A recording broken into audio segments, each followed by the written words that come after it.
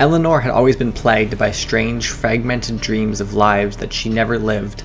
Faces she didn't recognize stared back at her in the mirror, speaking in languages she had never learned. There were moments she felt her hands belonged to someone else, a seamstress, a soldier, a murderer. The dreams came in flashes, the taste of blood, the weight of a blade, the sound of a child crying in a distant room. She dismissed it as stress until the day her therapist suggested a regression session to explore the root of her nightmares. Hypnosis unlocked a floodgate of memories. Eleanor saw herself as countless people across centuries. But what unnerved her the most was the presence of a figure lurking in each life's darkest moments, a shadowy man with hollow eyes and a crooked smile.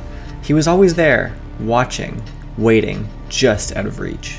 Her therapist assured her that these were just symbolic projections of trauma, but Eleanor knew better. The shadow man began appearing in her waking hours, standing at the edge of the street, reflecting in a darkened window, always grinning. He whispered her name in a voice that was both familiar and alien.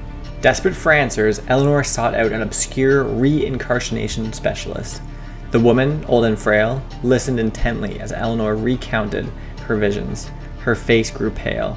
"You're not remembering your lives," she said. "You're remembering your deaths." The shadow man, the woman explained, was not a symbol but a curse, a hunter. In every life he follows you, ensuring your end is more tragic than the last. It's not reincarnation, it's punishment. Eleanor's chest tightened. Punishment for what? The woman hesitated. "You were the first, the original sin. You angered something ancient. He's the debt collector." As the weeks passed, Eleanor became consumed by paranoia. Every sound, every flicker of movement felt like him closing in. She barricaded herself in the home, avoiding mirrors, avoiding people, but the memories grew sharper and clearer. The shadow man began to whisper secrets of her own past, terrible acts she had committed, lives she had destroyed. She tried to deny them, but the memories felt so real. One night, as she lay in bed, she felt cold fingers wrap around her wrist. She couldn't move, couldn't scream. The shadow man's face emerged from the darkness, inches from hers.